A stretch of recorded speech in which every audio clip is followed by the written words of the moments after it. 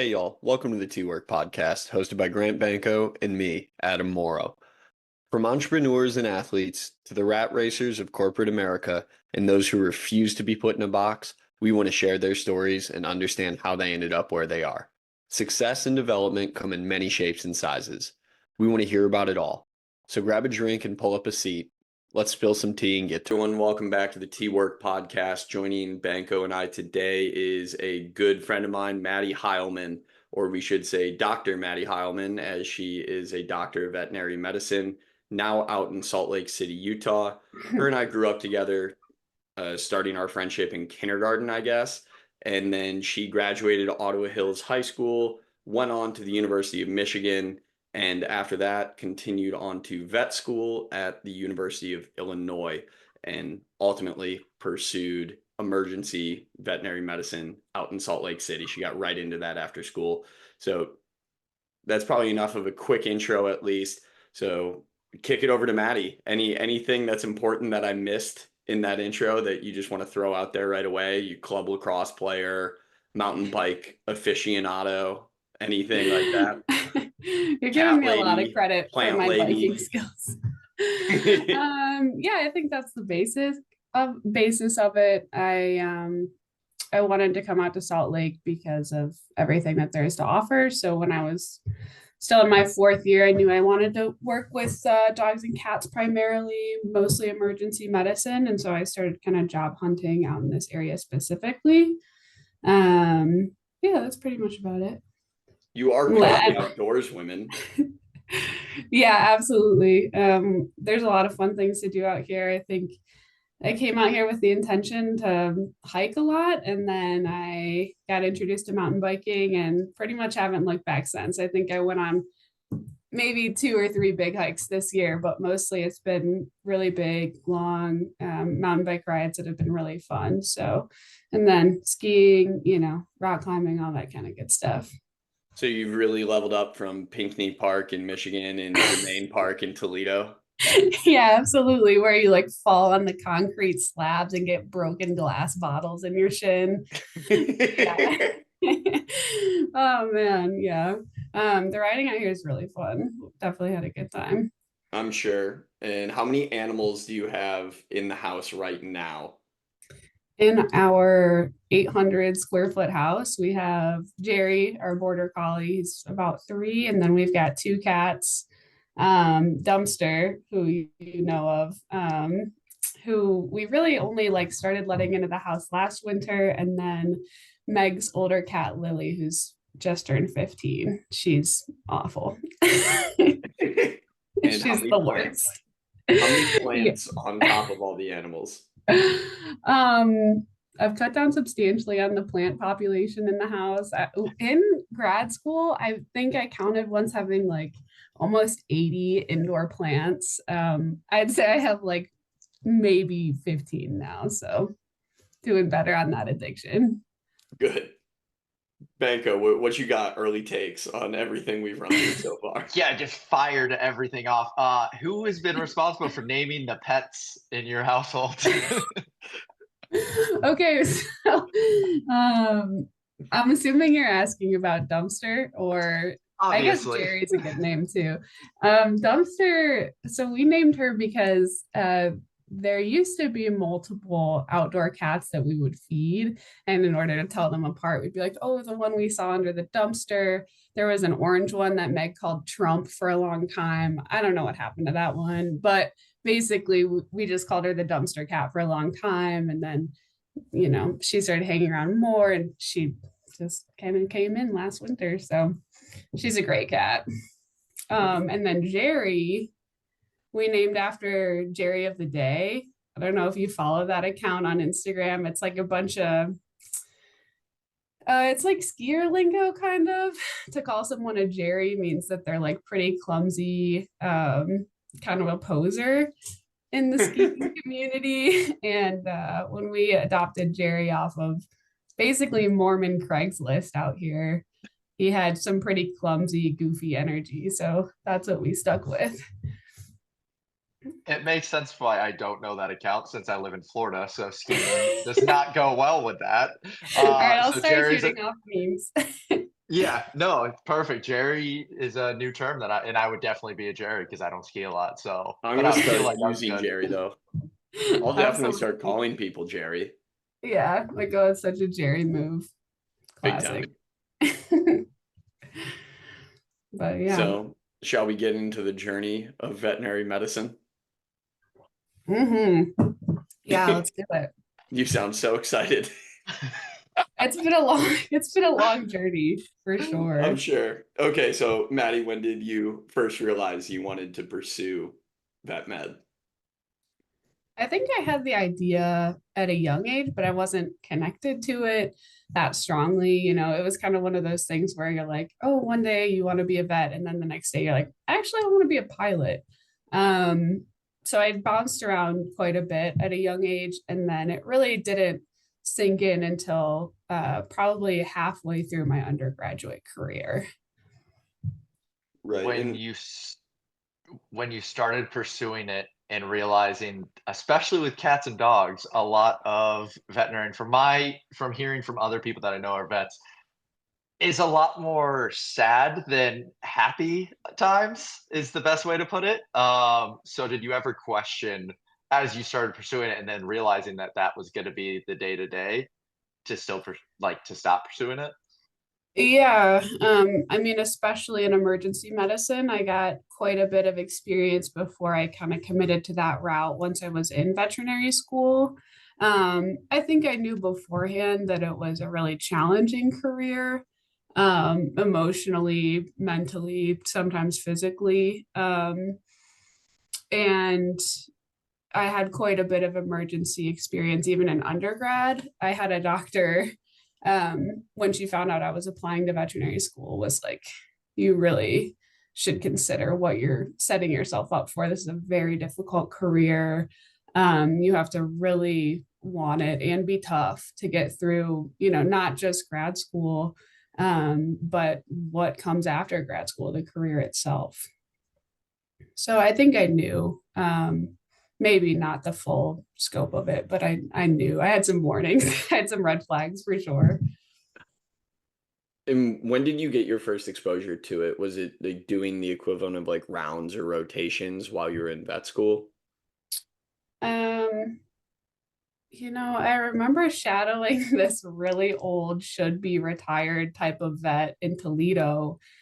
It was probably my like maybe in the end of high school or early college before I had kind of committed to the pre-med route. And it was a terrifying experience. I was watching him do surgery on one of my parents' dogs and then using like wire sutures to close everything, like something an old army vet would do or something. It was very bizarre. That was my first intro, but it got a lot better in the subsequent kind of shadowing um, things I did. I worked at the Toledo Zoo for a very long time. I did an internship with them. And then I worked in emergency for almost 4 years before I went to vet school. And why did you choose mainly cats and dogs, like, or not different animal types? Um, it's a good question. I started actually wanting to do primarily exotics. So not necessarily working in a zoo, but working with companion animals that don't fit the cat dog, you know, outline. So we're talking birds, small mammals, reptiles, stuff like that. Wildlife interested me for a while. Um, it's very hard to get into that kind of stuff, and it's very hard to have a decent work-life balance and make anything substantial if you go into that kind of stuff. So really you have to kind of make money working with dogs and cats. That's where it's at. But there are definitely vets that do all of it, exotics and small animal. um, it's just not something that I could find in Salt Lake, pretty much. Is that because of the population difference between cats and dogs versus the other types of animals? Yeah, and I think um, A lot of vets don't offer it. And the reason is you have to have expensive, specialized, smaller equipment. And a lot of people will buy, a $50 snake from Petco and get an estimate from their vet to fix something really serious that could cost thousands of dollars. And they'll be like, I'll just go get a new snake. So I think that a lot of corporate vets or bigger vet practices are just not interested and don't honestly see the financial benefit to offering it. Yeah, I hate hearing that people put economic value on their animals, but I suppose that is the world that you live in. A very big part of it, yeah. That's got to be some of the hardest conversations that you have on the daily, or I guess maybe not the conversations, but your own emotional toils of somebody comes in, you can save their animal, or you know exactly what to do, and they just tell you like, not worth it.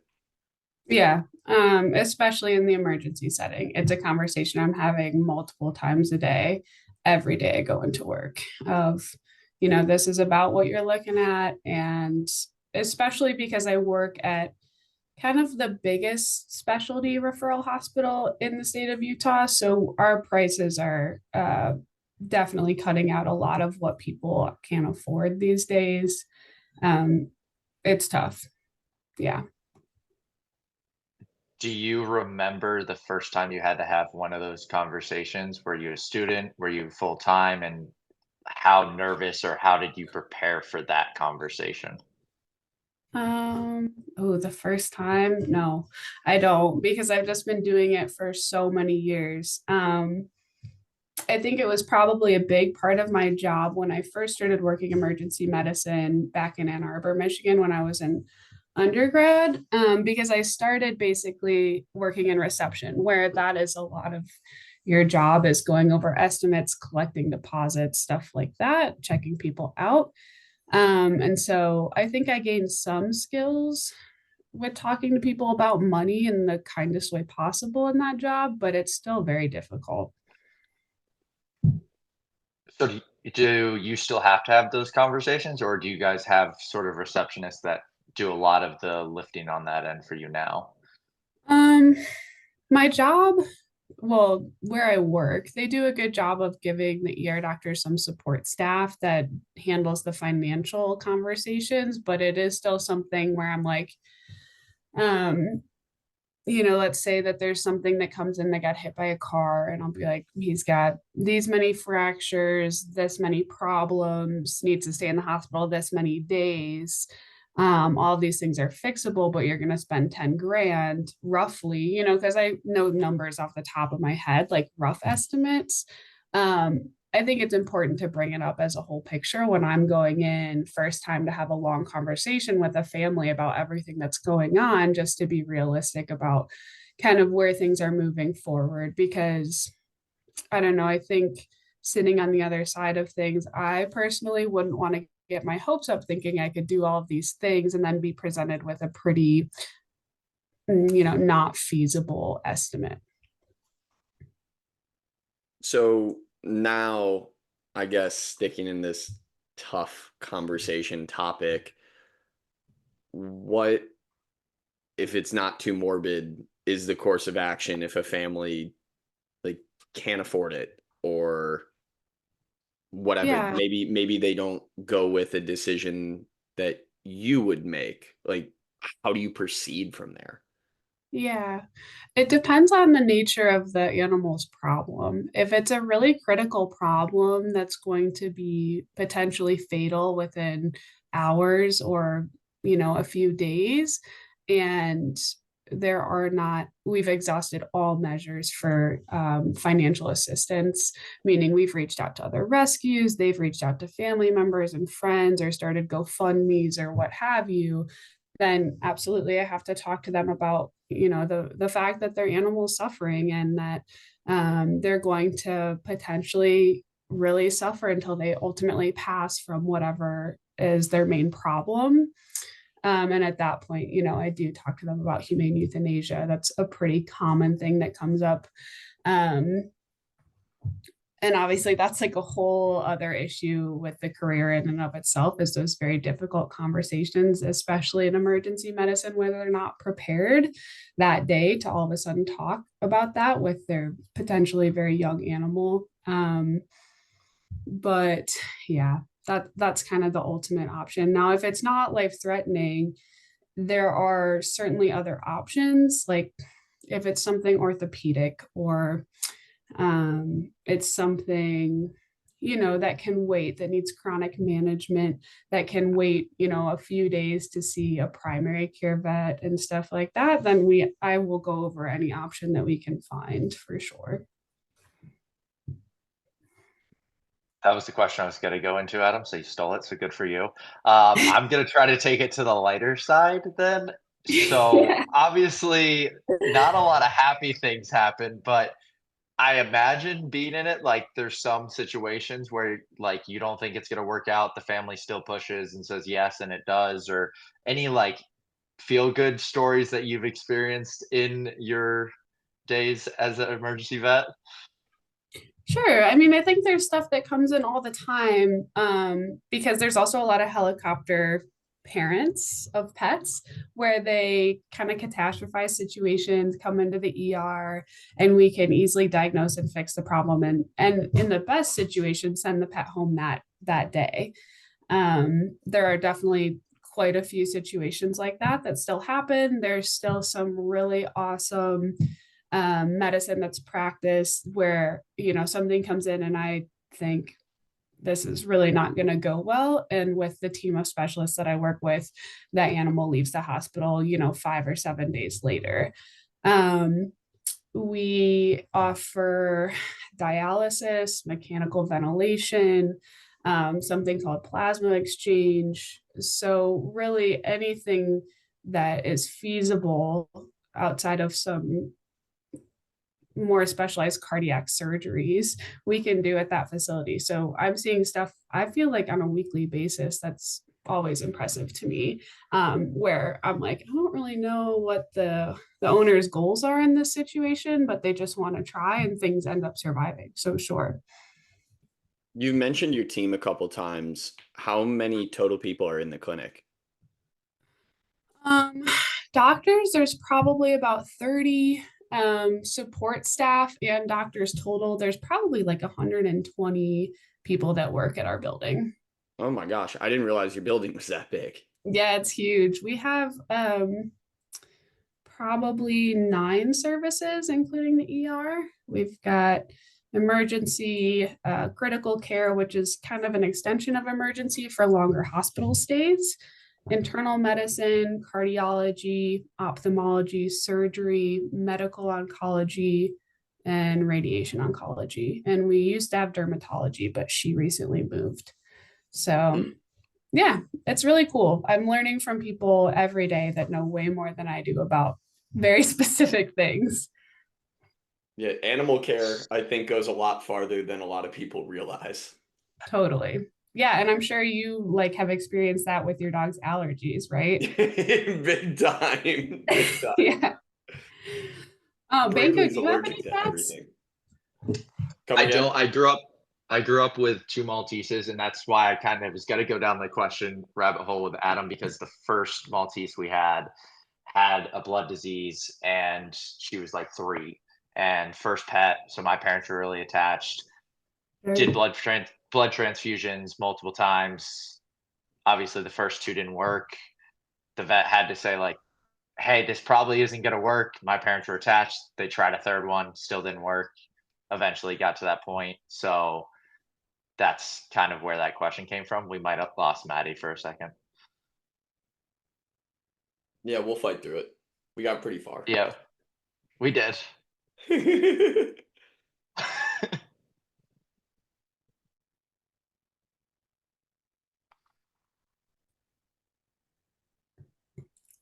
And we're back. I'm so sorry. Okay. You said that your family had a Maltese that had multiple blood transfusions for an immune mediated disease and they didn't work and then it cut out. Yeah, so we did it twice, and then that's where the vet had the conversation like, hey, blood transfusions aren't going to work.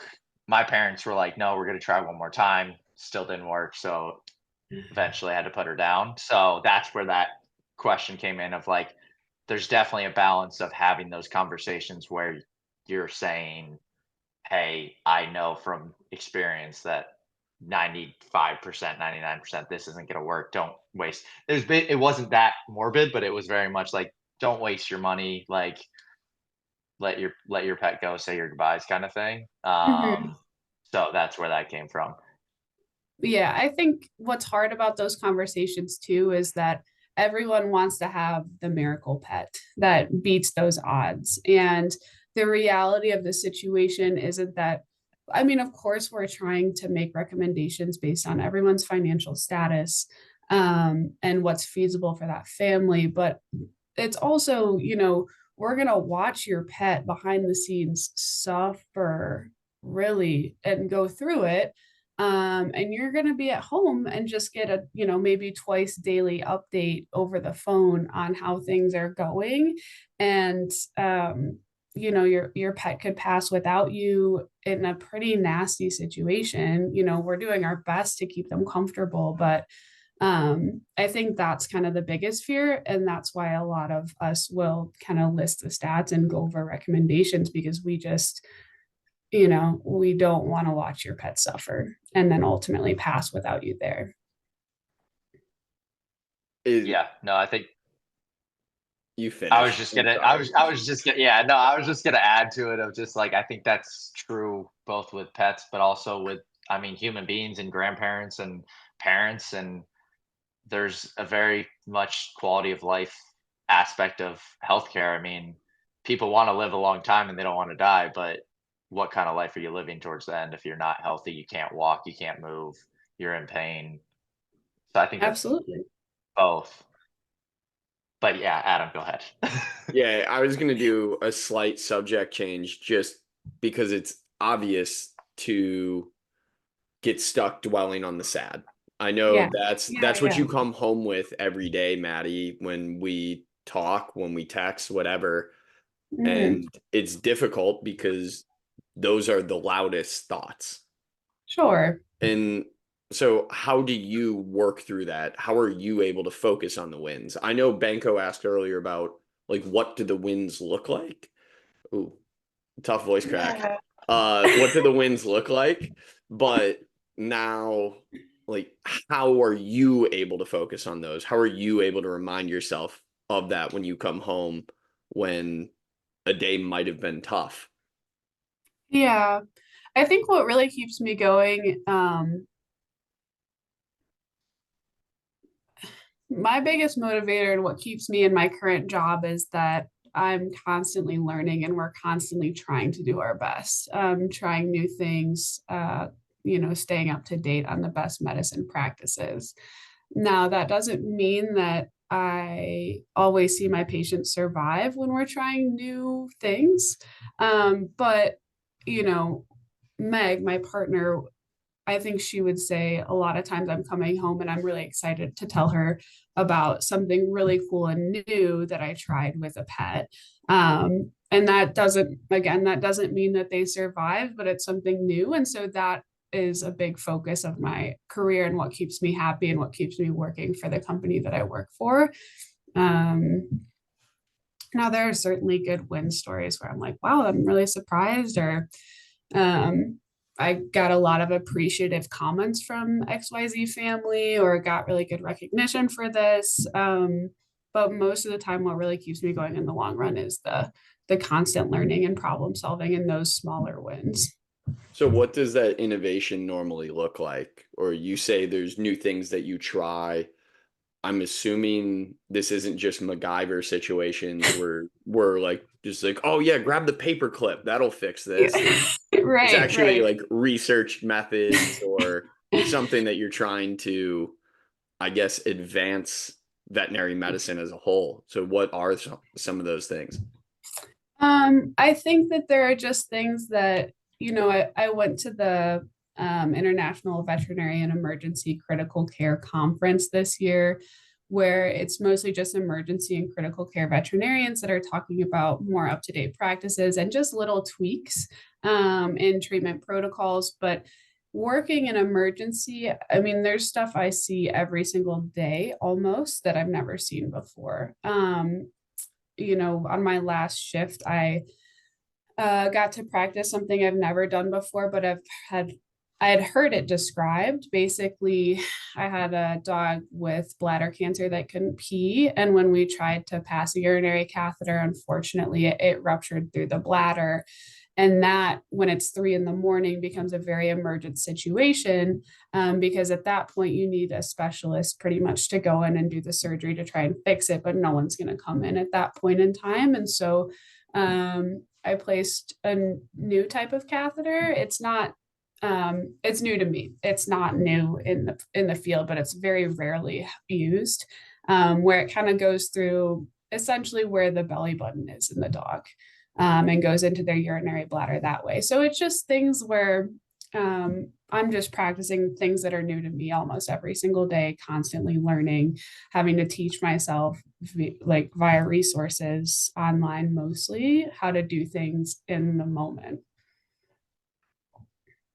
And for that specific example, if the one that goes through the belly button works in special situations, why is that not the normal practice to use it all the time? There are a lot of complications with that, and it's a temporary thing. You can't send a dog home with a urinary catheter, really, no matter where it's coming out of, because dogs can't manage that kind of stuff, and they're going to chew it out most of the time or get it out, yank it out on something. That was an emergency kind of salvage procedure, because if I didn't find a way to relieve that dog's bladder, it was going to not only burst but ultimately result in some kidney dysfunction. So yeah, that's why we went with that.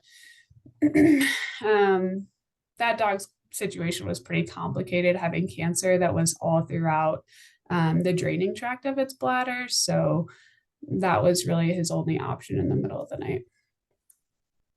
I think one of the things that has become evident here is that you have to be so knowledgeable in many different areas, as opposed to, like, we had Evan on the podcast and he talked about anesthesiology. So he Right. obviously has somewhat of a specialty. Granted, anesthesiology is used in all surgeries, but in human doctors, generally there's a very distinct specialty.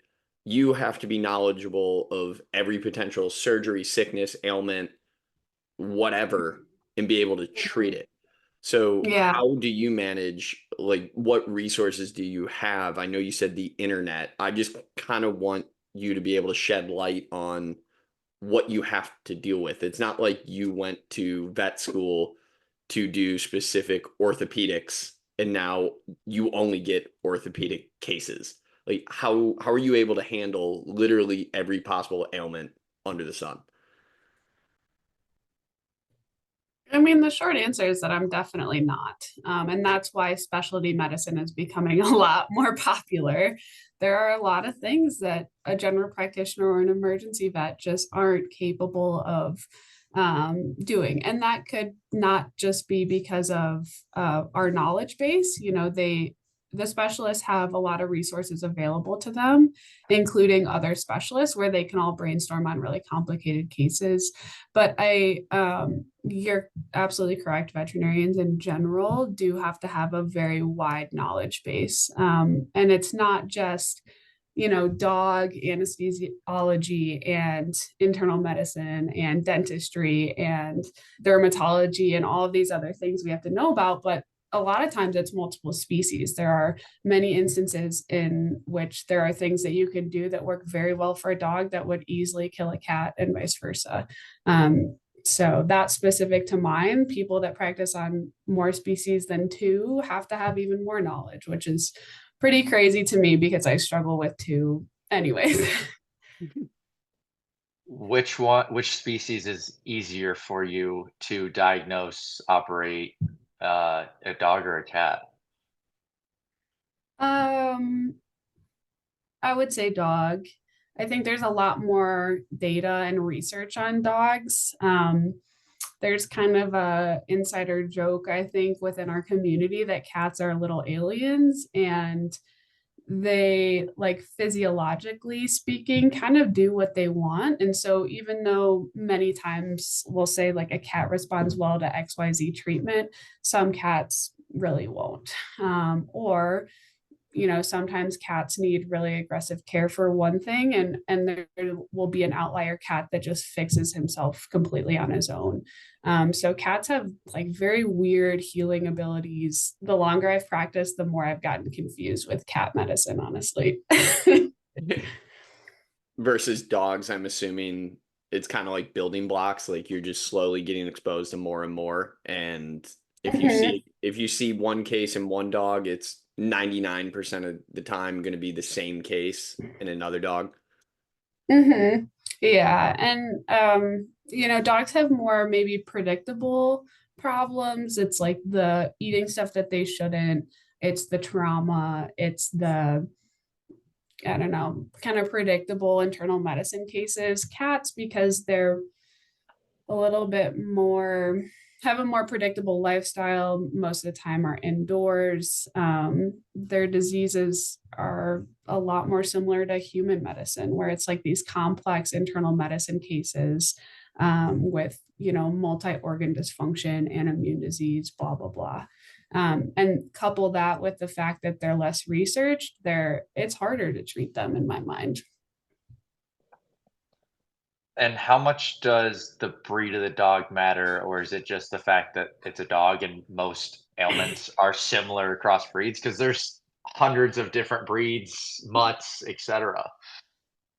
I'm so glad you asked that question. Because French bulldogs are the bane of everyone's existence. Fun fact, they are now the number one most popular breed of dogs in the United States. And they have by far the most medical problems of any breed. So some like dog breeds, really you're setting yourself up for a lot of bills, and a lot of concerns throughout their lifetime. But some dog breeds are known potentially for being a bit healthier.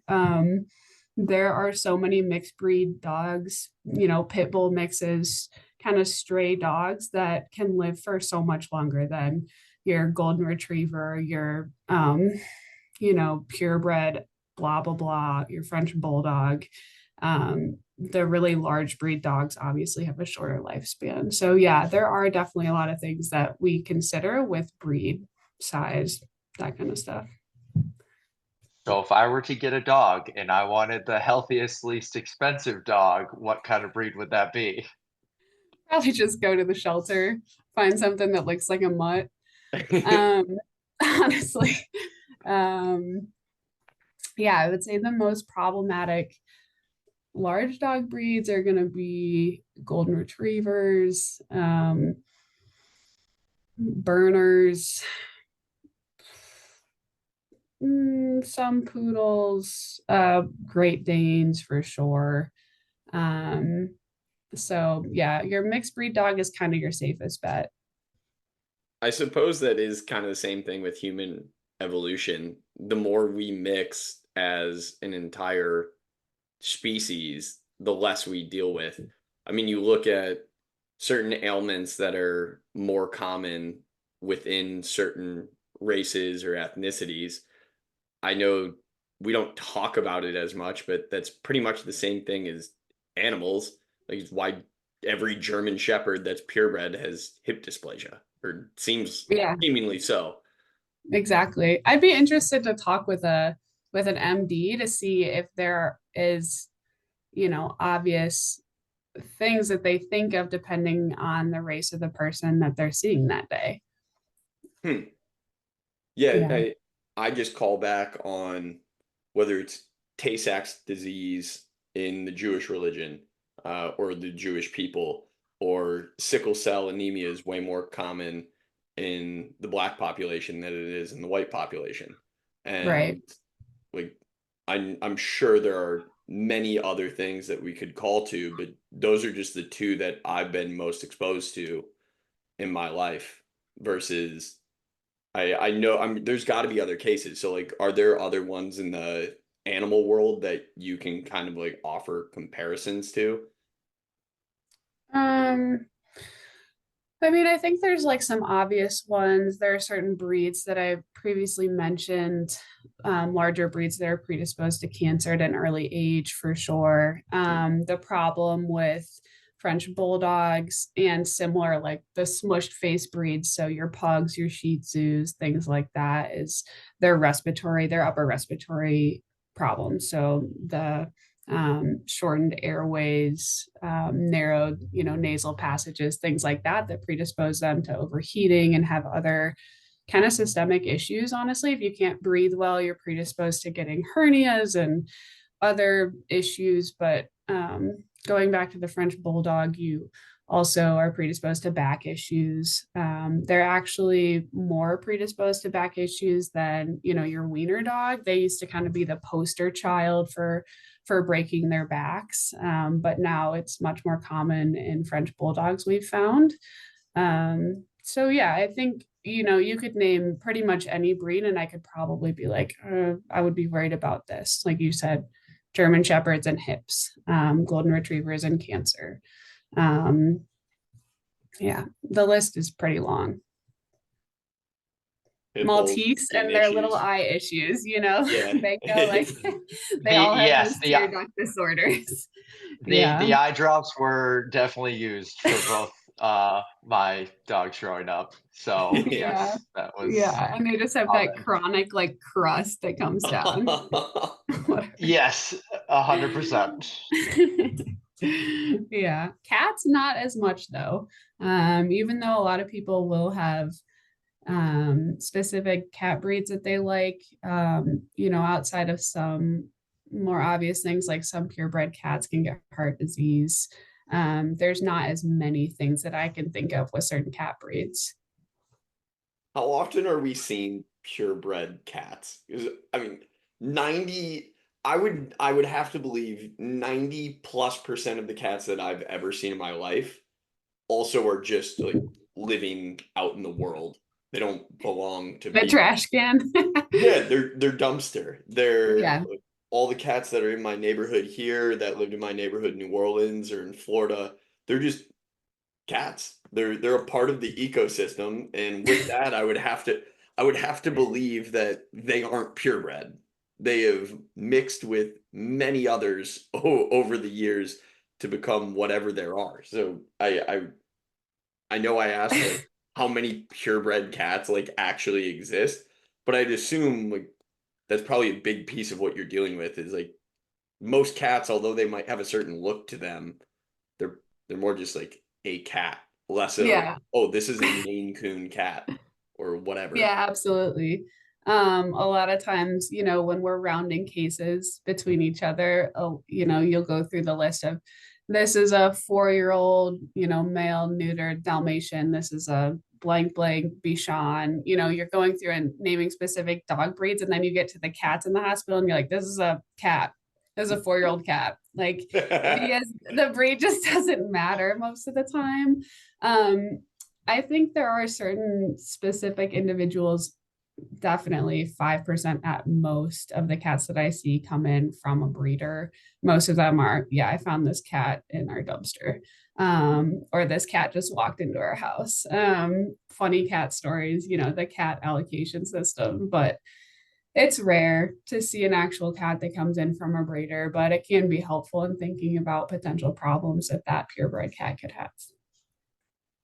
Is there an uptake in people bringing in cats starting basically now, going into winter, and people being like, my cat walked into my door just because Well, it's I cold? only see emergencies, so I would say,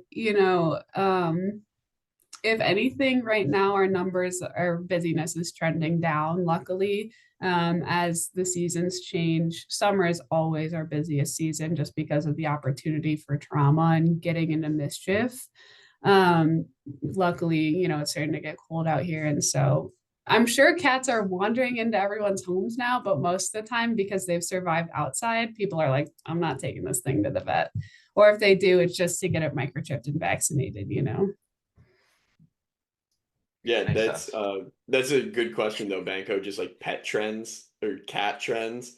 Maybe if we talk to like on what's the general practitioner? What's the proper term for a Yeah, non-med? Okay. yeah.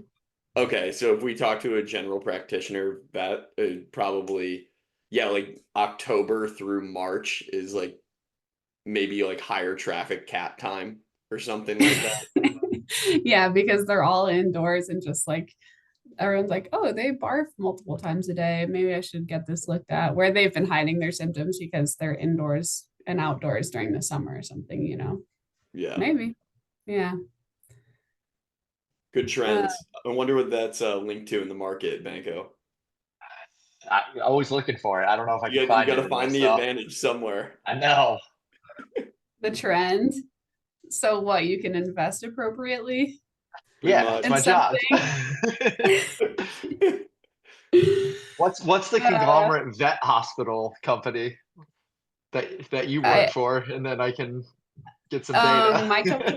my company is called MedVet. I'd say they're one of the bigger corporate vets. Do you know Mars? Like the huge brand Mars. They own like Nestle. Yeah. They own, I, yeah, yeah, I was gonna they say the candy own, bar company. yes, they own Blue Pearl, which is also a very Yeah. large veterinary corporation. Um, there's who am I thinking of? There's a new one called Veterinary Emergency Group. They've got like 35 hospitals. So most of these big corporate companies have quite a few hospitals across the country. So, and they're not stopping anytime soon. So there's Yeah, your in.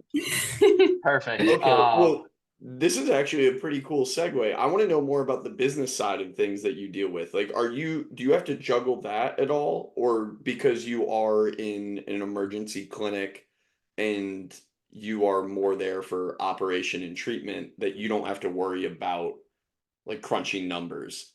I'm assuming you have someone else to do that, or do you have to shoulder So, that load as well? so my company has a lot of resources because there's so many locations. I think there's like at least 40 hospitals in the country. And so there's a lot of regional management that's even outside of the hospital that's dealing with most of that, crunching our numbers, um, talking about raises, things like that. I think what's hard is that we get information from the middleman, so kind of local management about things like price hikes on treatments and services. And we're pricing out a lot of clients now. And so it just becomes frustrating to hear, we're like, we just went through a 7% price increase last month. That was after like a 5% back in January. That was after like a 10% last fall. And so prices are just like going through the roof. And we're the ones that are really on the ground talking to clients about this and watching them, have to put themselves in serious debt to keep up with this stuff, or considering losing a companion because of it. So it's not something that I have to crunch, but it's something that I definitely have to deal with on the day to day, the consequences of what corporate wants. Adam, there's the data. Inflation, prices going up still. Right. Yeah. Yeah. I mean, it's definitely real. I think corporate companies um, they've got big dreams, big aspirations. And so they look at how much people are willing to pay. And it seems to be the trend that they always want to ask for more. So I think that's definitely a hard part of where I work specifically. When you get these price increases, people with pet insurance, does it still affect them? Like, is there still more to out of pocket for them with these price increases, or is it covered by those pet insurance companies? So the pet insurance, they won't know that we've done a price increase. So, I would say most people have some sort of policy, if they do have insurance, that mirrors like a policy we might have. So it might be an 80% copay with certain exceptions on things, an annual deductible, stuff like that. So most of the time, our price increases aren't hitting people with insurance too hard, luckily. because if they're using insurance, a lot of the times it's for claims that are over $1,000 at least.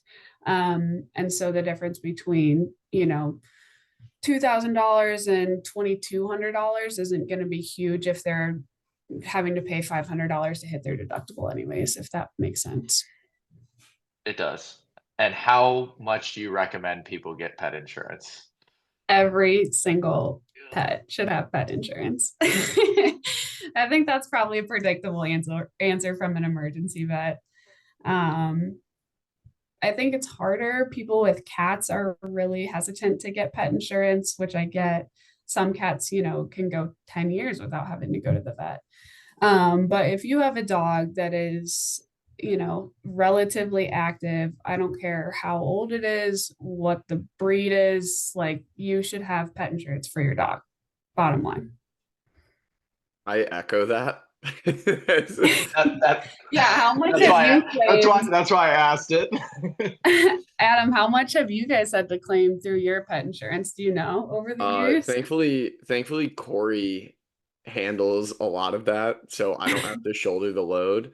But yeah, if we didn't have pet insurance and had to pay for Brinkley's stuff out of pocket when we thought we were going to lose him in what was that, 2019?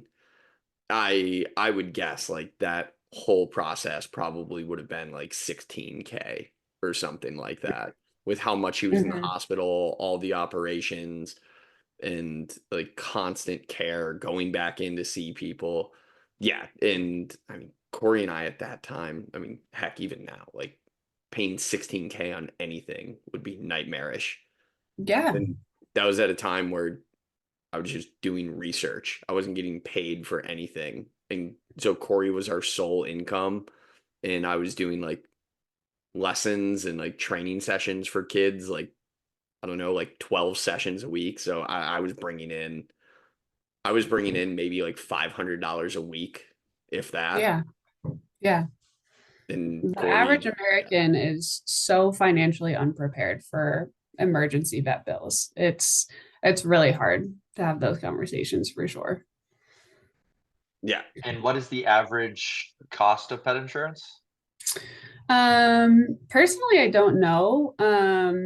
Average, I would tell you my current policy for my 40-pound dog for the year is maybe short of $400.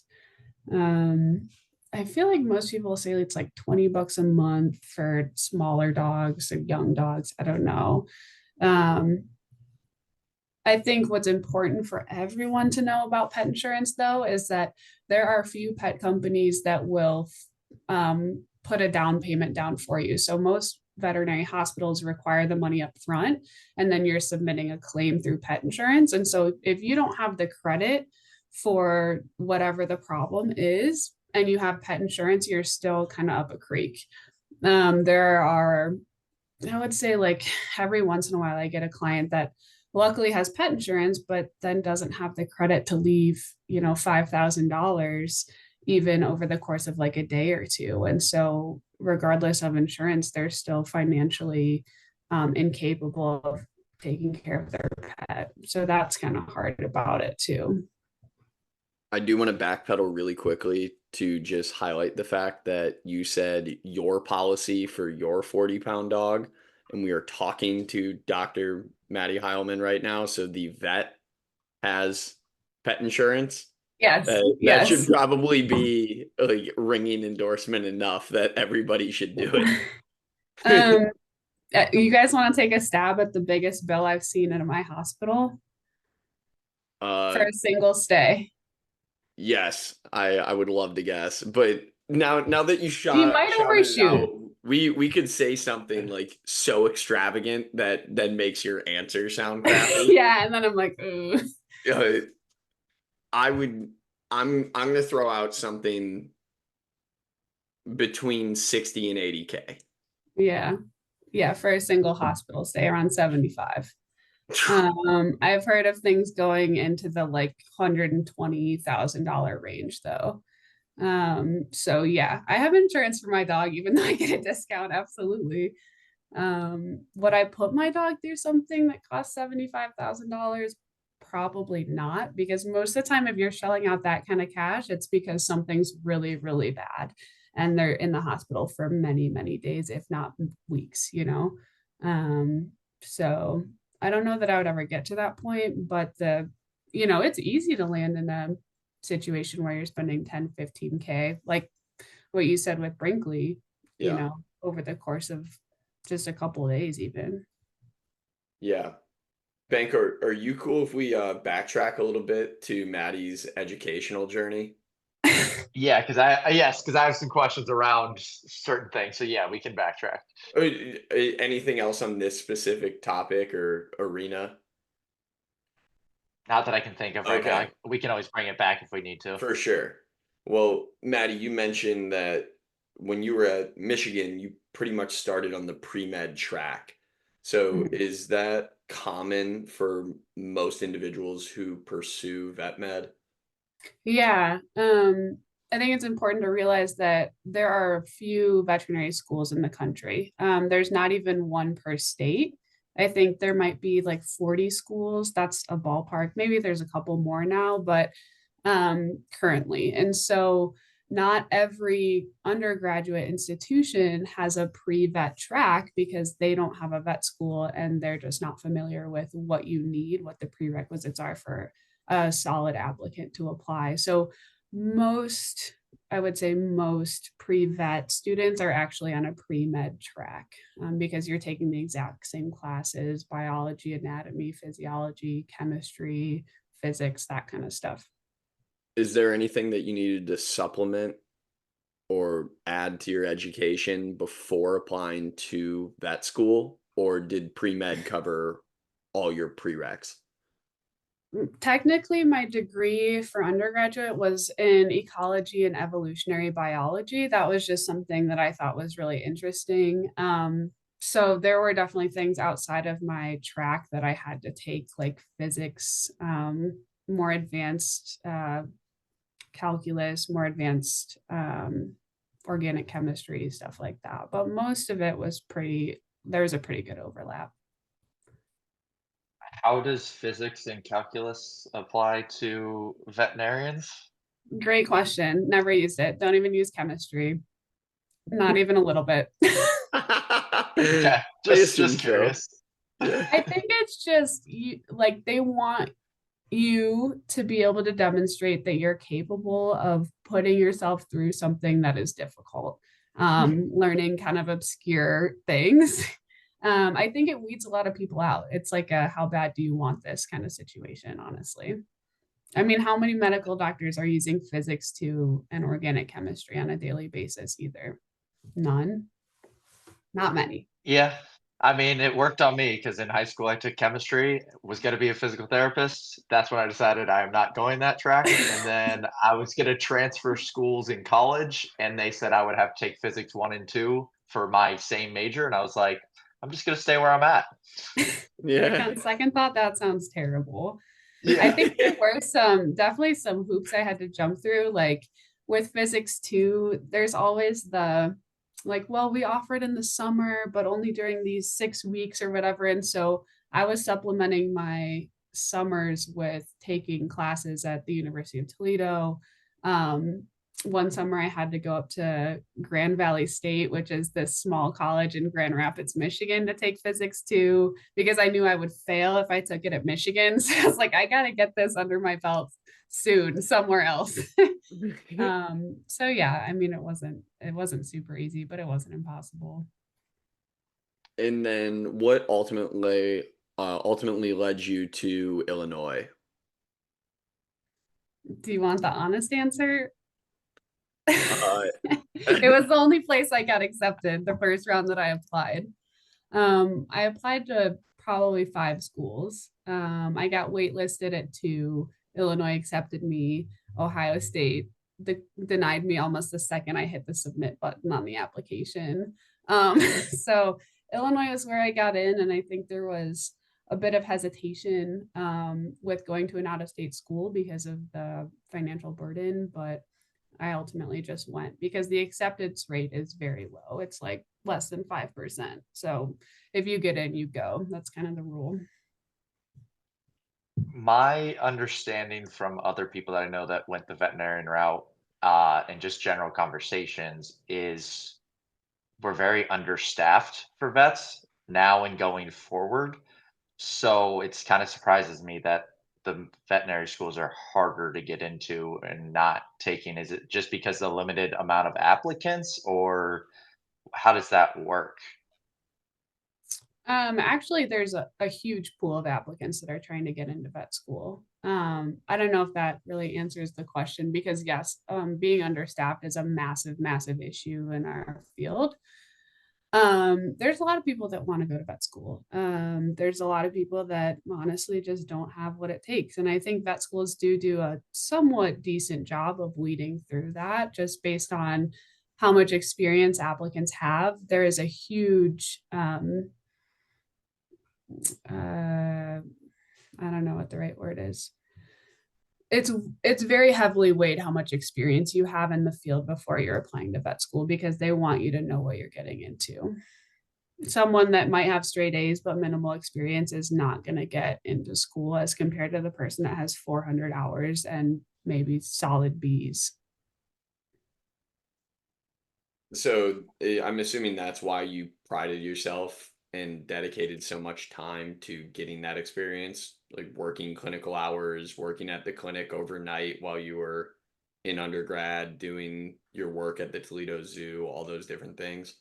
Yeah. And I mean, experience is pretty fun when you're just shadowing. That there isn't a lot of pressure on you. You're just there to learn and kind of see other vets become really passionate about what they're doing. Um, so yeah, I was very heavily focused on the experience portion of my application when I was applying. Um, yeah, because my grades, I knew my grades weren't amazing. I think I had like a 3.4 or 3.5 when I applied to vet school. And they say that the average, I think, is around a 3.7. So I was like, we'll see. And how did you go about finding those clinical opportunities and shadowing opportunities? Like, how did those come about and how do you approach that? Um, the basic answer is networking. There was a very small pre-veterinary club at my undergraduate institution, and so I was able to link with some people that had been in that club for a few years before I realized that I wanted to join. And so that's how I found out about my undergraduate research job that I ultimately had, which was working with research based veterinarians. That's how I got my emergency job. The other stuff was just pestering vets, honestly, like figuring out what their email address was and just emailing them a lot and being kind of annoying about, hey, can I come follow you? Hey, can I apply for this internship position? You know, yeah, you can't, it doesn't feel good, you know, to pester people for experience, but you just got to do it. Did anybody though come back to you and make you feel bad about like you found a random email of a vet? Did any vet like blow up on you for reaching out asking if you could be their shadow for a day or something? No, I didn't have that experience necessarily. I think if they don't want you, they just ghost, they just don't reply, they just ghost you. I think being on the other side of things now for the past few years has been a really interesting experience because I'm seeing vet students come through. And I've had, you know, great vet students that come to shadow and ask for letters of recommendation. And this year I had my first experience where I had a student come through only twice for about 2 hours each time and then asked me for a letter of recommendation for vet school. And I was like, no.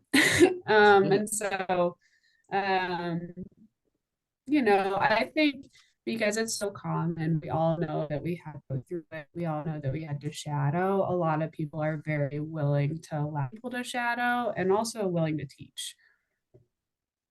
You would Yeah. hope so at a minimum, because it is something all of you had to go through. Yeah, if you responded to Banko saying, "Oh yeah, I got torched by a couple of vets," I would just be my jaw would drop. I would just be so amazed. Like, why would an industry that's understaffed and has people that are actively looking to get involved, to learn more, to gain experience, try to keep anybody away? I guess there is kind of a maybe there's potential for something like I'm just relating this back to what Evan went through with med school because most of obviously I didn't, but I can just hear Yeah. his stories. Like some of it is like, oh, well, like we went through the shit, so you have to go through the shit too. I just never understand any of that. Like, why wouldn't you try to give the next generation of people in this profession as many resources as possible, because ultimately the purpose of what you are doing is to keep animals healthy and alive. Right. Like who benefits if this new person fails? Like it's not us. We need more help. Every vet needs more help. So why wouldn't you train a new vet in good practice? There's really just not a good answer for it, in my opinion. I probably would have cut it out if you did say you just got absolutely yelled at on the phone for like 20 minutes. Cause like I expected that answer of like, no, I didn't. So like people realize like the worst case scenario, you get ghosted. Like ask the question, see what Yeah. happens. Yeah. I will say though, like when you do get into grad school, you're going through the veterinary program, you're in your clinical year, some of the residents, the attendings, they can be absolute savages when you're a student. Like they will destroy you. And that is hard. Like there are definitely some mean superiors that you go with, like no matter what school you're at, I think. But beyond the intimidation and um, some of the nastiness from my superiors in vet school, I would say most of the vets that I've come across um, have been pretty willing to teach and pretty friendly in that department at least. And do you think some of the nastiness came from they are trying to weed people out or make sure people are serious, that they can handle tough situations, that kind of thing? Oh yeah, because if you can't handle it from a superior in that kind of closed setting, how are you going to handle it when it's a client that can threaten your license, that can take you to the board? So yeah, I think some of the pressure is helpful, but obviously that's only to a certain standpoint. And I'm gonna take it a little bit back. You mentioned not getting into certain schools. How many schools do you apply to overall? Um, I think five. Ohio State, Michigan State. I applied to Florida because they have an awesome exotics program, which I thought I was going to be interested in at the time. And then I applied to Colorado State as well because they have just an amazing reputation as a veterinary school, but they also have a solid exotics program. And how many of those programs that you applied to did your GPA test scores not meet the average? All of them. So when you apply, you can look up like average applicant statistics basically. And so if you were to just look at my transcript, I was definitely a below average applicant, And the which reason I'm is, asking is, go ahead. well, I think what's interesting is that when I graduated vet school, and I'm not trying to like, talk myself up, but I graduated with a very, very high class rank. And that's solely based on your grades and your GPA. And so when I think about, my GPA being low when I applied to grad school, it's just to me reflects like how passionate I was and how interested I was about the classes I was taking prior to vet school. Because once I got in, a lot of that stuff came very naturally to me, or it really caught my attention. And so I was able to test really well. Whereas I was getting, the occasional C, I failed a class in undergraduate because the material was just like so unappealing. Yeah, no, that makes sense. And the reason I'm asking those questions is I feel, and I witnessed when I was applying to grad programs for my MBA, a lot of students look at those averages and they're like, Yeah. I don't meet those averages, so I'm not even going to apply. Which I think a lot of people hold themselves back when they do that, because those are just averages. You can have, like you said, more clinical experience or outside experiences that actually help you as an applicant. Mm-hmm. Yeah, absolutely. And I don't know if this was as common in your program as it is with us, but it is not uncommon to meet someone going through the program that applied 2, 3, 4 years in a row.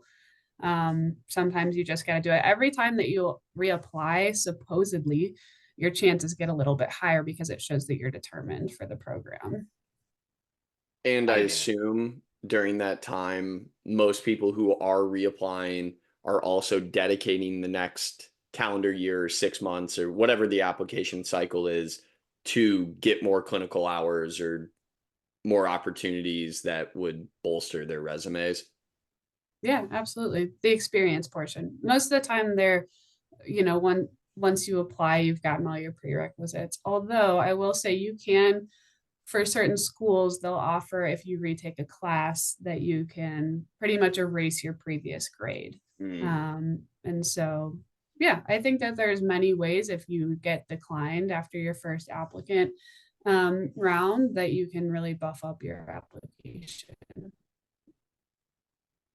You did mention University of Florida and Colorado State having these awesome pedigrees. I remember hearing that LSU has an awesome, like, large animal program. Are there like certain schools around the country that are famous or well known for certain specific programs? Yeah, I mean, I think there's an overall prestige associated with a couple of programs that come to mind. UC Davis has been up there for years and years as potentially the top veterinary school, no matter what field you want to go into. Um, the University of Pennsylvania has a fantastic program, Colorado State, Ohio State. Those are kind of the top four, I want to say, as far as I'm aware. Um, oh, and Tufts. Tufts has a really excellent program as well. Um, so yeah, those are kind of the top five most prestigious schools that I know of. There are schools in the UK. There's a lot of island schools, so similar to Evan Broshen's story with going to an island school, there's a couple of veterinary schools that are island schools as well. So there are definitely a lot of options. The problem is there's just way more applicants than there are options. Did you ever debate going overseas? Absolutely. Yeah. I guess I should say 6 because I did apply to an island school as a backup. And I did get in, but then it just didn't make sense. It's financially a much more substantial burden to go to an island school than it is to even go to an out-of-state school. So it was way easier for me to go to Illinois than it was for me to go to the Bahamas. How much of what you learned in undergrad applied to what you were doing in actual vet school? How much of what you learned in vet school do you actually like carry over to your current workplace? Or do you live in a world where school is just a necessity, but experience matters most? A lot of what I practice on the day to day has been learned post grad. With that being said, veterinary school does lay a pretty good foundation for things that you may forget but need to go back and reference at times. So, anatomy is a great example of that. I don't remember where every nerve and artery and vein run, but if I have a trauma case to the neck, let's say, I can open up a textbook and be like, oh, yeah, I kind of remember, these major muscle groups, where this nerve runs, that kind of stuff. Um, there wasn't a lot in vet school that was superfluous, I would say. Like most of what we were learning was at least necessary for us to pass our board exams at the end of the 4 years. With that being said, at Illinois specifically, they didn't offer tracking. Got the same education pretty much. Tracking being like you go to small animal, you go to large animal, you go to exotics, and so I got pretty much the same education as the same person that's now working with dairy cattle, let's say, or something like that. And just being naive, does the board test carry state by state? Is it national? Like, can you work in any state now as an emergency vet, or do you have to retake tests? It's state dependent. So after the 4 years, you take what's called the NAVLE, which is like the National American Veterinary Licensing Exam. With that, which is specific to the United States, you can practice anywhere in the United States, UK, Australia. But a lot of times you are still taking additional measures to work in each state or work elsewhere. Some of the states do require an additional exam. So, for example, I applied for my California license last year and I had to take a specific exam for them, but not everyone. A lot of them are just like, yeah, pay us $500 and show us your credentials and you're good. Is there continuing ed that you have to do? Yeah. Usually also state dependent. So if you have multiple licenses, you have to pay attention to each state's CE requirements. But for Utah, they're pretty laid back. It's about 30 hours every other year, I think. So it's there, but it's not a huge burden.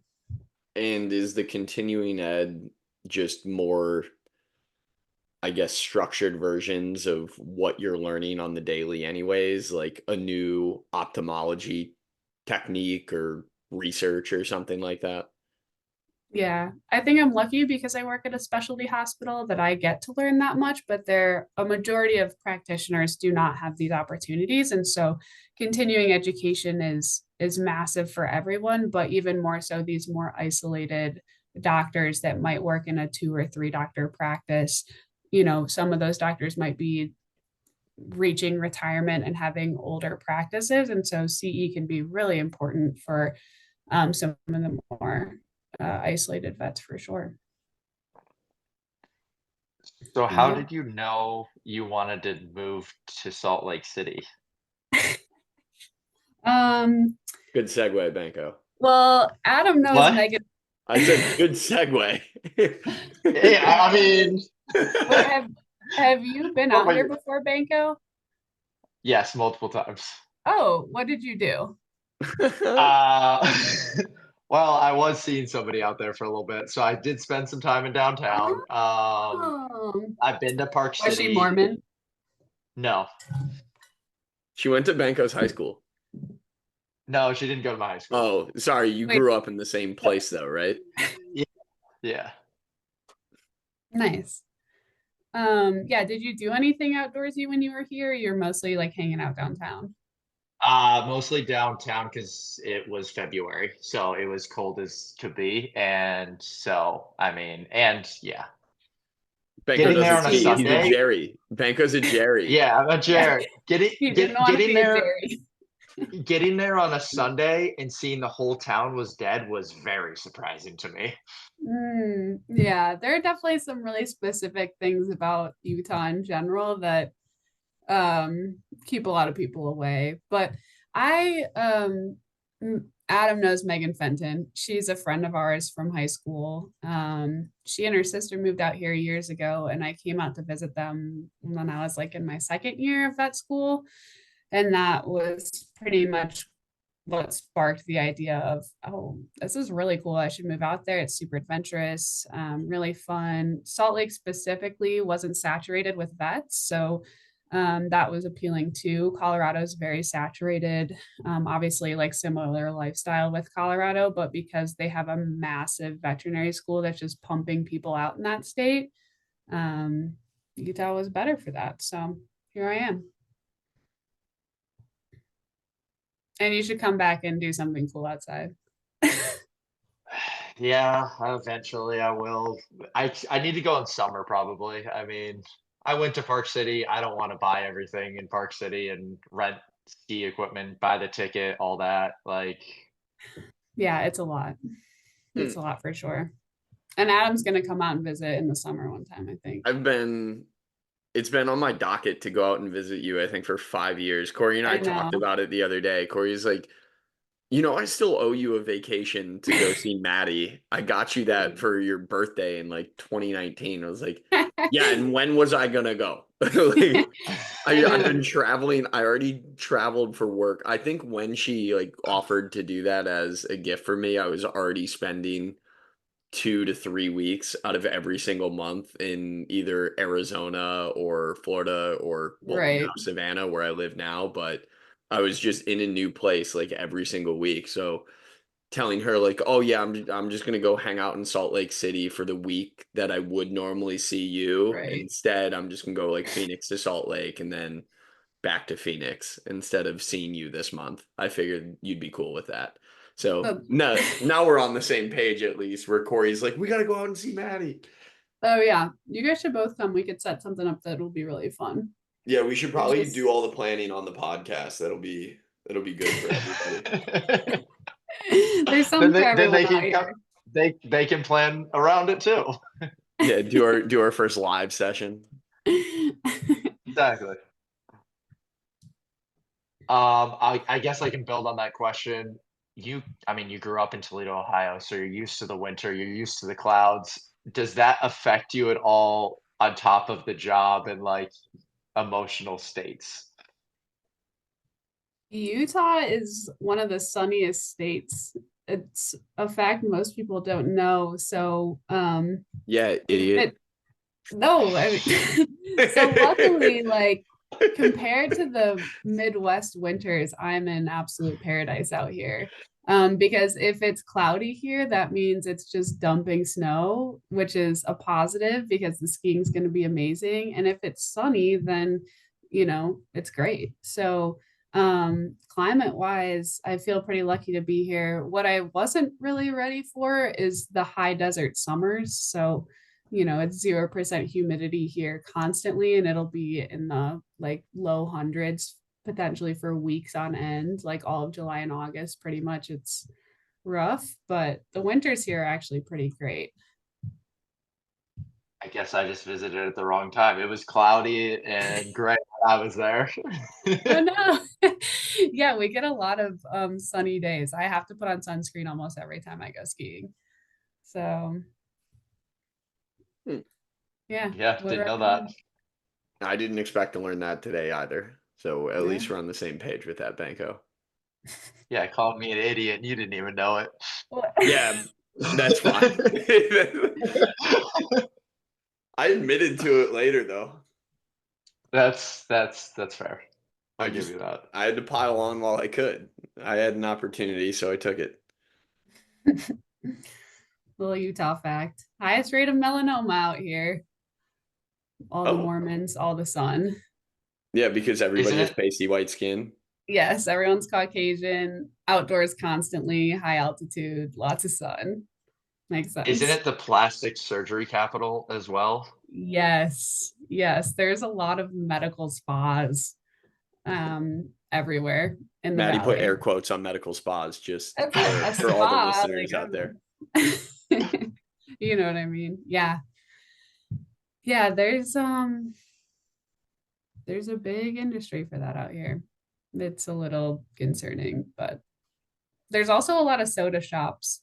Yes. Yeah. Are you all Mhm. in on soda now that you're out there? Uh, I think it's a slippery slope. I went to the first one a couple weeks ago, and I see why it's so popular. I was like, I can't go back because it will become a problem. Did you get like a Um, 32-ounce, 44-ounce drink, something like that, with yeah, I eight had different creams and it was syrups? we had just gone for a huge bike ride and I had Coke Zero. The attraction to these soda shops is like not only do they have numerous options, but they have like all these syrups and stuff you can add to customize it. So yeah, I had a Coke Zero with coconut. Pretty good. I can see why people get in trouble with it, but yeah. The vice of Did Utah. you call it soda before you moved to Utah, or were you a pop person? Definitely a pop person. But if you say that, people will be like, what? So I've converted. What are you guys? Are you on the pop train? in Florida, in Georgia? No, I'm technically from Ohio, but I'm a soda person because I grew up in Florida. Yeah, I transitioned. Not that you and I talked about soda significantly during our youth, but I transitioned super fast to soda when I started spending more and more time in New Orleans, and Mhm. I got roasted by everybody I was around for calling it pop. So now, even hearing pop irks me. Do you guys ever get a comment about having a Midwest accent? Compliment? No, because I'm around enough Oh, people. not a just a comment. It's not Oh, usually a comment. I compliment. thought you said compliment. I don't. I don't have many, like I don't say milk or any of those. I Uh say milk, so yes, you do. yeah, yeah. So I definitely get that sometimes. Do you still get it? Oh yeah, clients will say stuff to me. I'm like, Oh, really? yeah, it surprises me, but I don't Okay, know. you brought back up clients, so maybe this is the perfect journey back into your work life. As much fun as it was to hear about soda shops and life in Salt Lake City. Uh, Yeah, we're cutting that out. no, we're leaving all of that, every single bit of it. Yeah. Did you have bedside manner training in vet school, or is that something that you had to figure out over time? It is a part of the curriculum. It is not a huge part. It is not a tested or studied part. So technically, yes, we had some, but I think a lot of it just comes on the job and seeing what works and unfortunately seeing what doesn't work, and learning from others' mistakes, honestly, because working at a third party hospital, almost, well, not, most of the patients that I'm seeing have a primary vet or are coming to me because whoever they had seen doesn't necessarily know what's going on with their pet. And so you hear a lot about what works and what doesn't work with clients because they will just tell me. They'll just offer up the information of like, oh, my vet said this and I really didn't like it and I'm not going back to them. So you kind of learn from others' mistakes with my job specifically with bedside manner. Yeah. Question for Adam. Based on knowing Maddie, how do you think her bedside manner would be if she didn't have any schooling on it? I actually think she would be really good at it. The problem is she might nervous laugh at an inopportune time or something like that, or use I would think her fatal flaw would be like trying to use humor to lighten the mood for somebody that might actually not respond well to that.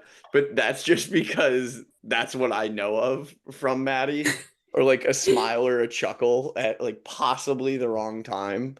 But like everything Maddie does is with compassion and care. So I know her heart would be in the right place. I think You with can Venmo me later. yeah, thanks. Thanks for the ego boost. With clients, I would say I'm pretty serious. I try, you kind of have a split personality with clients versus like what's going on in the back of the hospital because you want to maintain your professionalism. So I would say a vast majority of my interactions go pretty well with clients, but behind the scenes, I definitely have some pretty dark humor, and that's pretty common, I would say, in ER, especially to survive. You have to have kind of dark humor and be able to find humor and things that really aren't that funny. And so I think there have been some new hires in the ER that have heard some of the stuff that I've said that, hasn't gone well in that area. But with clients, I do okay, luckily. I would guess that, again, from a naive position of not knowing anything you really deal with, but I would have to imagine that you can get away with being a little more direct since you are working in the ER. Like everything is time sensitive. If a patient client gets transferred to you from anywhere else, it's likely because it's an extremely serious matter. So I would have to imagine that you just have more leeway to tell someone exactly how it is right up front without having to sugarcoat or handhold through anything. Yeah. I think that's definitely one of the things that I was actually attracted to about emergency work is that you don't have to develop a client doctor relationship like the pet owner doctor relationship as much with emergency medicine. Sometimes, I do kind of ease people into stuff a bit, but sometimes I like genuinely don't have the time. I have to be like, hey, your dog is not breathing. This is your option. And so, yeah, there's definitely some people, some clients that have a really hard time with emergency doctors in general, no matter like how nice you are. It's just the nature of the game. You have to be very direct very quickly sometimes, and you can't really step around the big issues. I So, was gonna guess the exact opposite of like vets being more compassionate and like doctors of people being somewhat so smart that they don't have the emotional side and they're just very, very direct in stating the facts. well, I think general practitioners, in terms of veterinarians, they are compassionate, very patient, thorough, because we have to be where their pet's only resource, right? Um, Emergency medicine, I don't have to be as much. Veterinarians, though, specifically are attracted to our career field because we like animals more than people most of the time. So there are not many super personable veterinarians out there. A lot of us are awkward. That's just kind of how it is. I think people kind of expect it, you know, when you think about any veterinarians that you've met, for the most part, they're a little quirky. It's why they choose to go into the field. But yeah, there's a huge spectrum of very awkward veterinarians to very personable ones. It really just depends. I think that's a good point though, because we don't think about it, but those who grow up to be vets are often those who went to every zoo camp when they were a kid, or like just Yeah. played in the mud with every animal, or were the horse girls. It, Yes. like I but like those are Yeah. the people that make the best vets because it's what they've loved forever. I'm sure. I know you did all the Yeah. zoo camps. Yeah. Like vets have horse girl energy sometimes. That's the nature of the game. um, I'm just glad Adam said it and I didn't. I'm married to ex horse girl. So you like horses? Corey was a horse girl. What are you thinking, man? You still have time. I'm just kidding. Yeah, I when I was in vet school, we had this guy, this veterinarian that only takes care of like koi fish because there's a huge market of people in Asia that really care about their koi fish. Like we're talking fish, like a single fish being worth multiple millions of dollars type of stuff. Yeah. And so he came to speak and there was like a horse vet that kind of was making fun of him and he was like, dude, I make more money than you, and my patients don't try and kill me every day. So um yeah, horse vets are a whole different breed of people. I have an incredible amount of respect for them. Horses are actually pretty terrifying in a medical setting. And large animal vets have to be way more resourceful than I do when I work in the exact same office every day. They go to a new place multiple times every day, most of the time. Yeah, making house calls or stable calls, I guess. Mhm. Yeah, whole different lifestyle. My gosh, I can't even imagine. So what is your typical schedule then? Are you a 12-hour shift, night shift? What does that look like? Um, I'm on a rotating schedule, so every week the actual shift that I work changes. I work 10-hour shifts, usually 3 or 4 a week, but they usually are really 12-hour shifts. I'm on the schedule for 10, but they usually go late with paperwork and procedures and stuff. Um, the shifts that my hospital has, we have 4 ER doctors per day. So there's a 7 to 5, there's an 11 a.m. to 9 p.m., there's a 3 p.m. to 1 a.m., and then there's an 8 p.m. to 8 a.m. So each week I'm transitioning into the subsequent time slot, and then it restarts at the next month. I'm sure that's great for your circadian rhythm. It's so healthy. Yeah. Yeah, the average ER vet only lasts about 2 to 2.5 years. Because of that kind of schedule. The overnights are incredibly hard on your body. And also the clients, and just emergency medicine is really hard. Yeah, what does burnout look like? Like rates, or like how much turnover are you seeing, whether it's your team or just across the industry? Um, Burnout's pretty high in every position you can have as a veterinarian.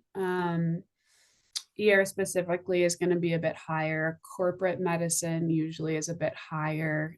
There's a little bit less focus on the individual doctor, as you can imagine, with corporate vets that have hundreds of doctors working for them.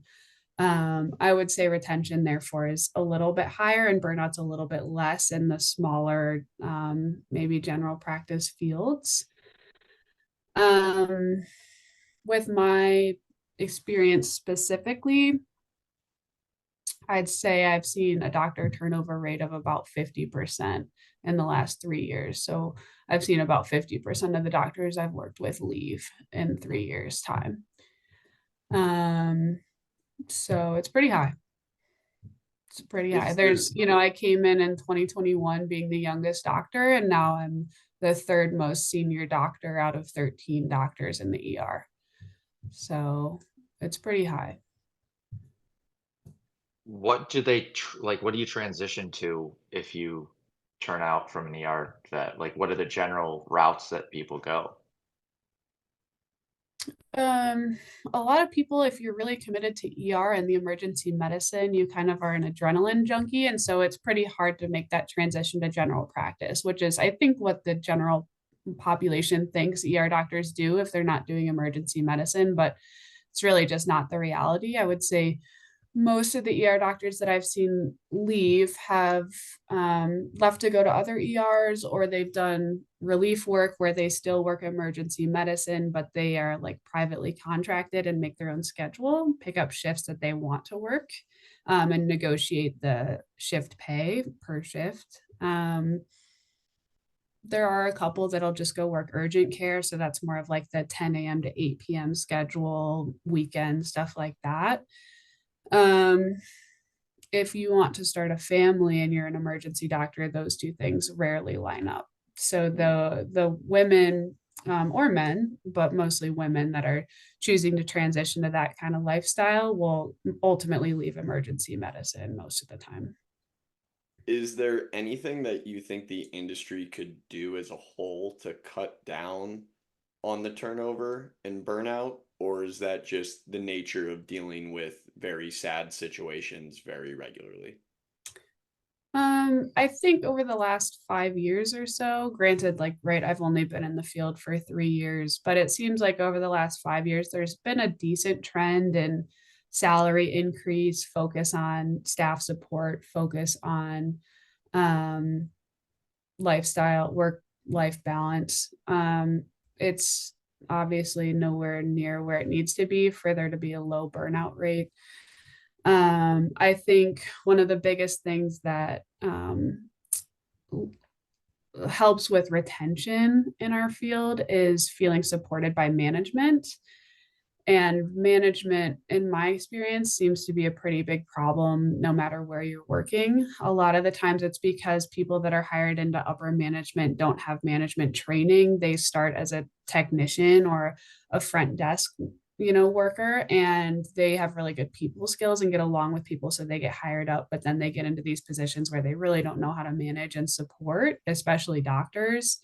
And so it gets a little messy.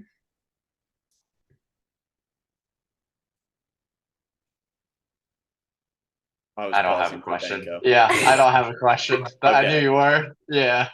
Yeah, I didn't want to just take off running with it, but the only thing that came to mind was the quarterly pizza party. I'm sure that helps a lot. Yeah, we love a good quarterly pizza party.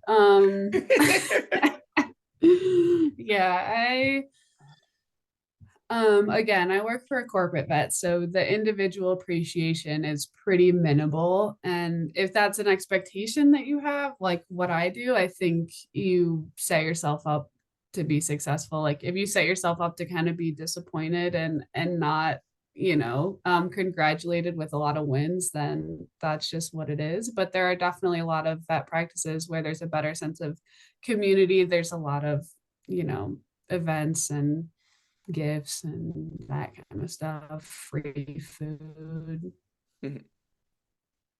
But So I'm Is sure yeah. what keeps you going to an extent is just knowing that you're in a place that you love and you can go out and do the things that you care most about any given day that you're not working. You can go hit a mountain to ski or bike or hike or Oh yeah. whatever. Yeah. I think if I was living in the middle of the Midwest with like limited lifestyle resources to keep me happy, I would be in a very different position. But luckily, I was able to make the decision to move somewhere where I could just have a job that supports a lifestyle that I want. And I think that also keeps me in the job a bit. Is like, yeah, my job's really hard, but if I'm working, 3 days a week and I get paid pretty well to do that, I can be really happy outside of work. And that's kind of worth it for me at this point. is this the first and only animal hospital you've worked for postgraduate school? Correct. Yeah. So I've only had one employer since I graduated. Okay. So has there been ever an itch to like explore what else is out there within Utah or without outside of Utah? Like you mentioned California. Hmm. So I'm assuming there's been thought processes there. Yeah. So up until recently, non-competes were a big problem. So living in Salt Lake Valley, I had a non-compete that was 10 miles, which is in all directions from my clinic. And my clinic is right in the middle of the valley. So it pretty much knocked out any other potential employers that I could work for over a year. Um, I could have gone and worked at other clinics that weren't emergency, certainly, but that's not really what I wanted to do. So I had considered leaving a couple of different times, but it was a convenience factor, it was a pay factor, it was a support factor because of all the other doctors I work with. So yeah, I've considered leaving, but I haven't found anything that's honestly better, and so I don't know. Grass isn't always greener, I guess. Yeah, that Good makes sense. perspective. Do most emergency hospitals have the similar schedules where you're on that rotation of 10-hour shifts, or does it vary hospital to hospital based on what you know? It varies for sure. Most emergency clinics do not have the staffing in terms of vets that we do. So most of them are staffing two, maybe three emergency doctors per day. So you're talking 12-hour shifts almost always anywhere else. Sometimes there's just a day shift and there's just a night shift, and that's it. And two of you just go back and forth for 3 or 4 days in a row. Um, so yeah, usually though, if you have decent enough staffing, you have a day shift, a swing, which is like that afternoon, and then an overnight. Got it. And I'm gonna get a little bit into biohacking. There we How do you go. Okay. manage how do you There we how do you go. how do you manage your sleeping schedule? Like, is there anything that you've learned working and like how you've improved your sleep as much as you could with this weird schedule? Yeah. I try and stay on a normal schedule as much as possible, I try and stay on a normal schedule as much as possible, honestly. So when I'm working my overnights, when I have to transition that 1 week out of the month, I will wake up because I have a normal circadian rhythm, maybe at like 8 in the morning. I'll not drink caffeine. I'll usually work out and then I'll go back to bed for about 4 hours. And then I wake up for, my whole overnight schedule and I'll be awake for like 16 hours. After your first overnight, you usually get in a decent habit of falling to sleep during the day. But there are definitely things, like having a truly dark bedroom, noise canceling things, stuff like that, that helps you sleep. And then the hardest day for everyone is when you are coming off of overnights and you have to transition back to days pretty quickly. So some what we people will got you just on today. well, that would have been me yesterday, which Right. I'm a monster. I'm a monster on that day because you just have no energy to even like regulate your own emotions. And Yeah, it's pretty ugly. But what I've found works for me is I come home, 9:30 in the morning, go to sleep for a few hours, wake up and then try to go to bed at a normal hour. So I woke up unfortunately pretty late yesterday, like 4:30 p.m. I didn't plan to do that. And then I went back to bed at midnight and then I've had a normal day today. Some people will just stay up for like 36 hours straight. I could never like come home from an overnight and just power through and go to bed later that day. Doesn't work for me. But there's no great super healthy alternative, but I try and stay on as much of a normal schedule as I can. I'm You glad guys are Banko tapped into that. you That's the guys most are important. so lucky having your like 8 to 10 hour normal sleep schedule. Yeah, I stayed up past 11 p.m. the past 2 nights, so I'm a little tired and a little cranky. Wow.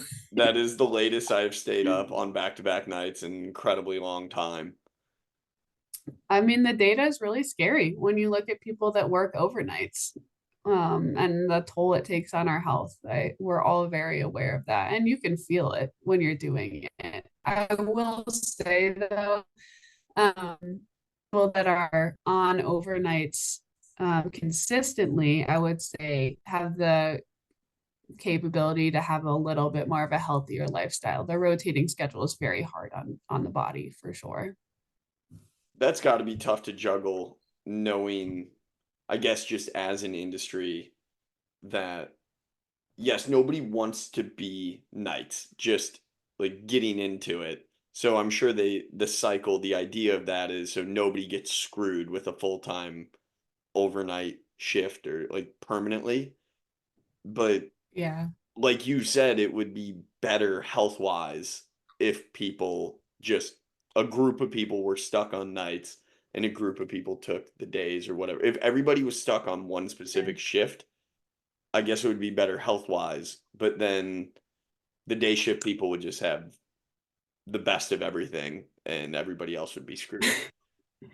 We have tried um, rotating through different ideas because there aren't any doctors at our hospital that like working just strictly overnights. So at one point we had um,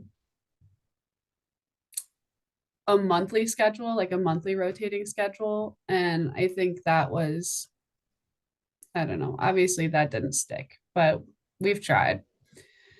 I don't think there's one right answer. It's just what it is. Some I people think it can should be phase out. Sorry, go ahead. no, it's your podcast. You go. Oh, some hospitals offer phasing out. So the longer you work there, you come off of nights after year 3 or something like that. Mine doesn't offer that, unfortunately. But Maybe one day. yeah, That's basically what I was gonna say. It should be tenure based. You should definitely push for that.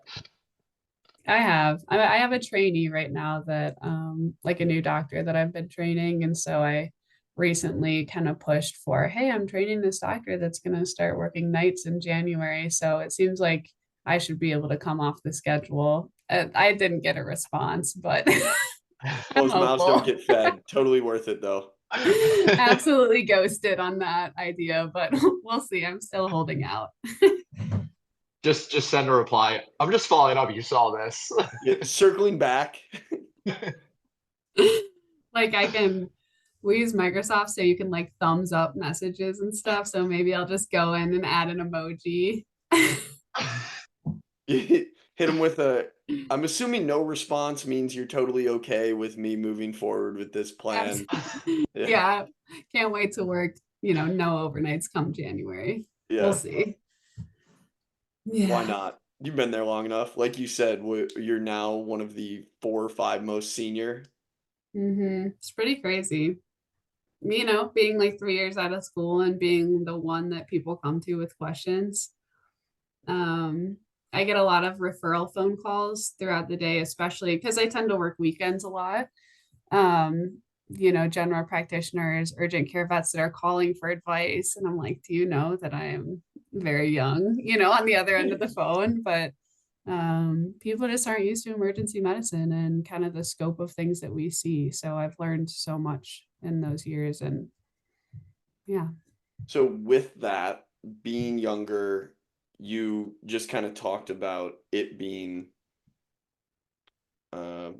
awe inspiring for you in a way. How do you navigate imposter syndrome? I'm assuming you've kind of dealt with that at times, either being younger in the field or, as we talked about way earlier in the episode, you having to know bits and pieces from every part of medicine. Like, how do you juggle or wrestle with the fact that you are an expert, but I'm sure you look at it as like, no, there's so much I don't know. I need to know more. Yeah. And the other part of that, kind of making it a trifecta for the imposter syndrome, is I still get clients. I mean, I just had one maybe 2 weeks ago that I was making these recommendations and saying, I'll get this done tonight. We can fix this tonight. And she stood up and looked at me and was like, are you sure you can do this? And I was like, and I'll get comments about like, how old are you? How many years have you been practicing? And I'll be like, enough to be one of the oldest doctors in this department. So I not only do I get it from myself, but I get it from external factors. But um building anything that builds confidence in my mind can help with imposter syndrome. So, I'm doing these things like challenging myself with mountain biking, challenging myself with, some backcountry skiing, stuff like that, where I'm staring something scary in the face and telling myself, okay, I can do this. And I think that that translates over to work actually quite a bit, where I'm staring something in the face, like internally panicking and just being like, okay, I can do this. Um, I don't think imposter syndrome ever fully goes away, at least at this stage in my career, at this age, but it's definitely gotten better as I've gotten more confident, gotten more experience, and just seen, the results of my own work. That's a really good response.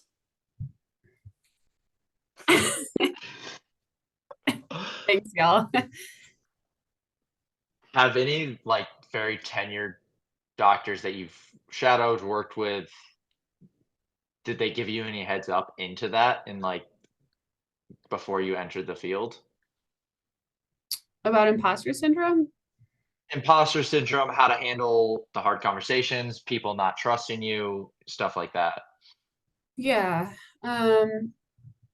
It is pretty well known that when you graduate vet school, you don't know what you're doing. And so there's a lot of emphasis on mentorships, meaning, you get a mentor straight out of school, you join a hospital that is written into your contract, you will have a mentor or multiple and training, or you do something like an internship, right? And so I was lucky to know this ahead of time and join a program out of school that offered me like a one-on-one mentor for an entire year. And he is a specialist, and he was super influential early on in my career in helping me not only come up with like the decisions kind of on my own, but also helping me build confidence with that. So Yeah, I think most vets thrive when they've got a mentor right out of school that helps them build that confidence and do it correctly too, right? Do you still, I mean, you mentioned it was the first year. Do you still sort of meet with that mentor, keep that relationship going to that mentor? Or is it sort of gone to the wayside over the time? So he's now in charge of the whole mentorship program that our hospital offers.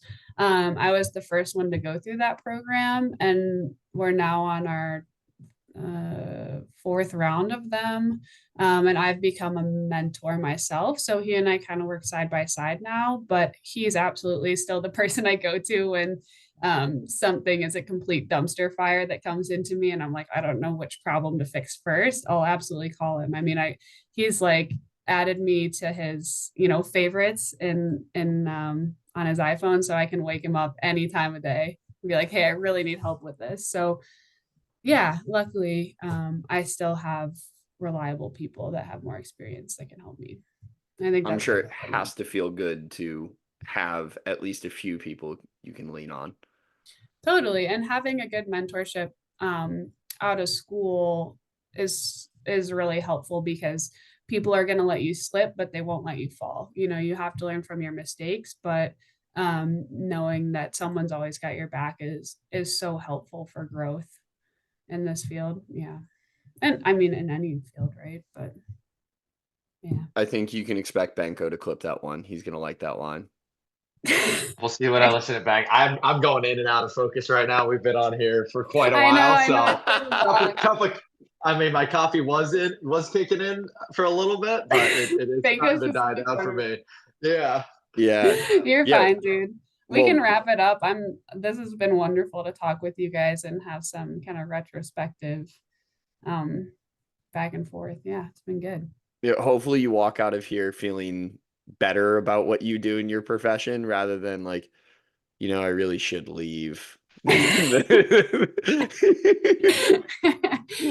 I mean, regardless of the podcast, like I'm always thinking about my job. I am. It's always in the background. I'm always thinking about, a case that I saw. Could I have done it better? And I think that's true of most vets. All of us really care. We're honestly like all trying to do the best that we can for your pet. And for some reason, there's this stigma that vets just do stuff for money, but none of us went into the field. I mean, there's an average of $180,000 in student loans for every student that's coming out of vet school, and the starting salary might be 100K. Like, none of us are doing this for money. Okay. There's a big distrust for whatever reason, and we're all trying our best. That's probably the perfect message to end on. I know we're all animal people on Yeah. here. I promise you, my two, Brinkley and Minnie, and then Ruby still kicking back up in Ohio I know. mean more to me than probably any human being on earth. So on behalf of all of us animal lovers, we thank you greatly for what you do. Thanks. It's been a journey. It's a rewarding career, but you definitely, yeah, you got to be ready. Well, Yeah. thanks, guys. Thank you. I was just gonna say I'm definitely clipping that last statement that she went through. So that one definitely will get clipped and put on social media. Perfect. Yeah. Any parting words, Maddie? Or was that last piece you dropped, your mic drop to leave us? Yeah, we'll just leave it at that. We're not here to be, mistrusting and money grabbing. God, no. No, you guys are lifesavers, and we thank you greatly for it. So, Maddie, thanks for spending your Sunday afternoon with us. This was awesome. I Thanks, really guys. enjoyed it. Sorry it went so long. Don't Just yapping apologize. away. We're here for the conversations. This is what we It try was to good do. to see you guys. I'm gonna keep following along and I hope that it goes well. Thank you so much. Thank you. Well, thank you, listeners. Hi everyone, Grant here. Thanks for tuning into the show. If you could like, share, and subscribe, we'd greatly appreciate it. Also, if you think you or someone you know has a good life story to tell, we are always open to guest suggestions. You can send those suggestions to our email, tworkpod@gmail.com. Thanks again for the support.